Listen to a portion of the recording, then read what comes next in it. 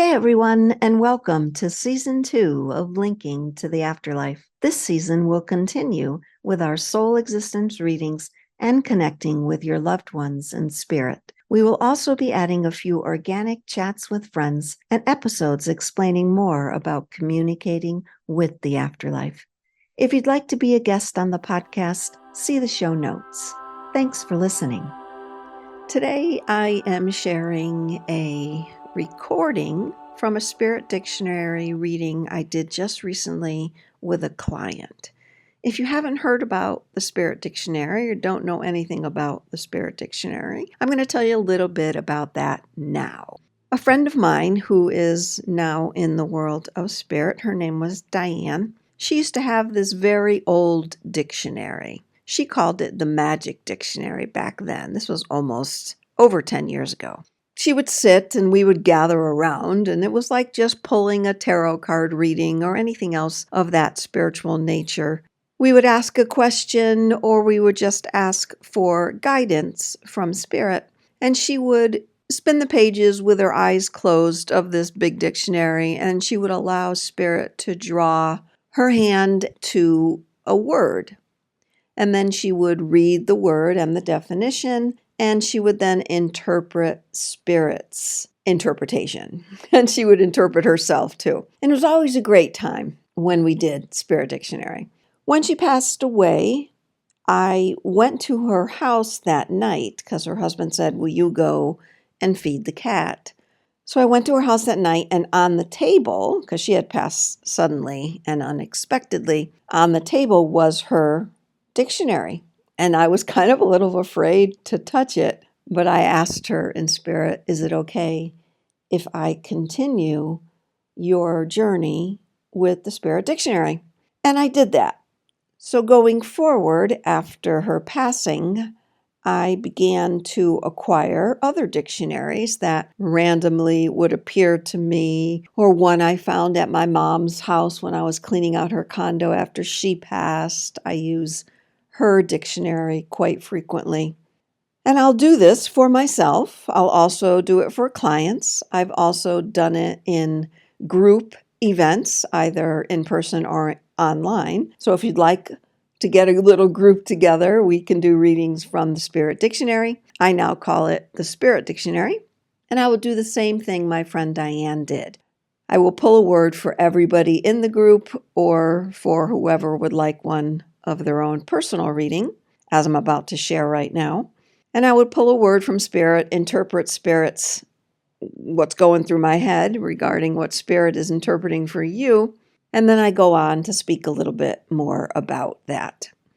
Just the other day, I pulled a word for myself. I do this often also. And you don't have to use a dictionary. You can use the Bible. You can use a book, a novel that you're reading right now. You can use anything. Again, you're using it just like you would your pendulum or a tarot card deck. Same sort of thing. Even the I Ching, all the same sort of thing. So just the other day, I pulled a word for myself. And my question was, Spirit, can you tell me what I am challenged by at this time? You see, even when I ask something of Spirit, whether it's through a meditation or through the Spirit Dictionary, I want to know what the challenge is. I don't want Spirit to tell me how to fix it. I want to know the challenge, and then I want to be able to interpret how to fix that challenge, how to interpret that challenge, and how I can use it for my own expansion. So this day I asked, what is my challenge? Flip the pages. I still have my eyes closed, even if it's just me. Flip the pages. A finger was drawn to a page and a word, and the word was pollen. I thought for a moment, but not too long, because I wanted to hear Spirit's interpretation, why they're giving me pollen, because the funny thing is, I do have bad allergies, mostly environmental allergies. And what Spirit told me is, if pollen is your biggest challenge right now, all the other things that you think are challenging aren't challenging. All the other things that you're saying you want answers for or you want to be able to deal with, expand from, they aren't as big as pollen right now in your life, Donna. I thought about it for a moment, And it gave me a huge sense of relief to think that I thought pollen was so low level of my daily challenges because I had felt like I had so many other things going on in my life, personally and emotionally, spiritually. But Spirit's not telling me that in the word pollen. So again, what I find so interesting about these words is they aren't always what you would think is coming when you ask of Spirit, when you ask a question of Spirit, when you ask for a sign from Spirit. It's your job to release all attachment that you have, all expectations that you have, because that sign, that message, that word may come back as something totally different than what you think, as I had to do with the word pollen, but I allowed it. So make space when you ask Spirit for a sign or a message. Make space for anything, any interpretation. Don't have expectations. So the word I've shared with this client, I asked this person if I could share on my podcast, and they said absolutely, so thanking them. It was a great word, and I think something that all of us can resonate with regarding how can we expand on a day-to-day basis, on a moment-to-moment basis. So here's the word I pulled. And if you want to get your own word, personal word, from Spirit, from the Spirit Dictionary, all you have to do is shoot me an email, dboylemedium@gmail.com. It's $25 right now. It's a great deal. And what I will do is record just what I'm going to do, what you're going to hear now from this episode. I'm going to record when I draw the word from the dictionary, Spirit's interpretation, and I'll talk a little bit about that word and how you can implement the word or expand your consciousness and your awareness in that moment. You could either ask a question for the Spirit Dictionary, or you could just ask for guidance. But here's what I pulled for my client, and I know you guys will expand from it. Thanks again for listening, everybody.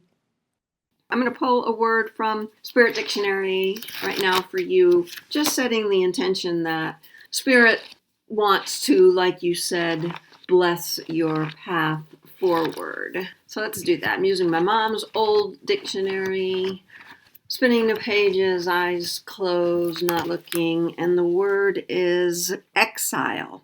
State of being expelled from one's native country. So the way I look at this, beautiful word, the way I look at this is you are moving beyond what you've been comfortable with.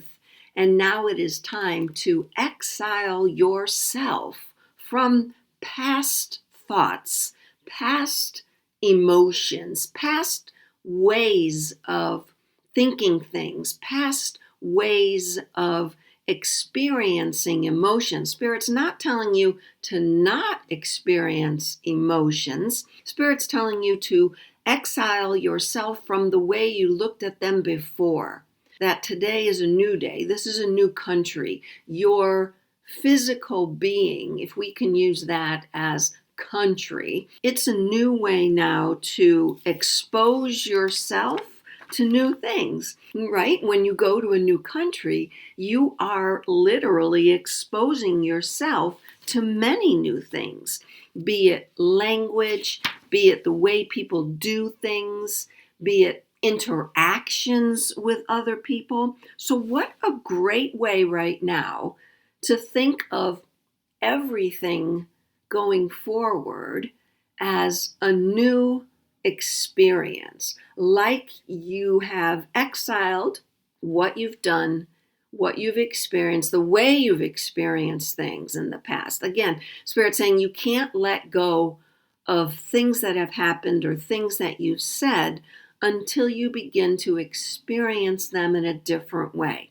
And that's what exile means, not to totally disclaim or totally say, I'm not going to think about that again or do that again.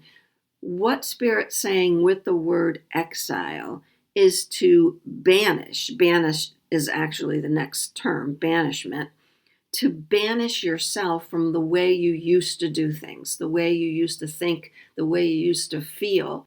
Understand that, yes, there are many different ways to do, think, see, feel. Donna, speaking, I experience them every day. Just yesterday, I experienced something I'm going to tell you because I think it's pertinent, because it's coming up in my head.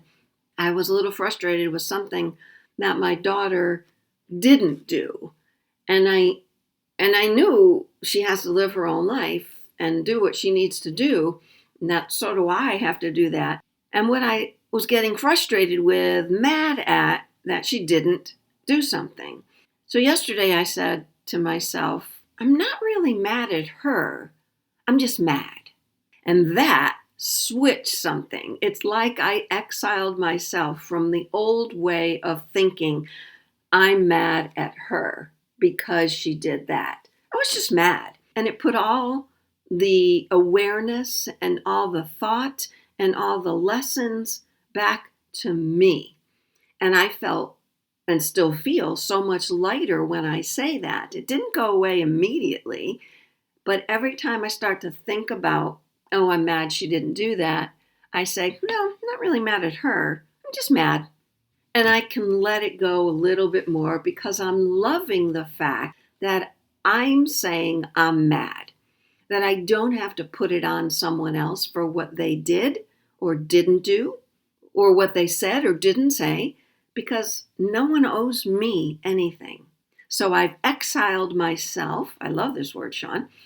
You can exile yourself from those old ways of doing things, but you can't just let them go. You have to experience different ways. And when you experience, you begin the knowing. And when you have the knowing, that's when the integration takes place. So recognize, Sean, all experiences now going forward as a different way, but you got to catch it right at the beginning of when the old thought, the old feeling, the old experience comes up. Catch it immediately and say, no, wait a minute. I used to always think that. I'm going to exile that now. And how can I bring it back to really it's about me? Because no one owes me anything. This is all about me. What is my message here? I love exile. I wish you the best. I'm so thankful you contacted me. I do appreciate you. Take care of yourself. Bye-bye.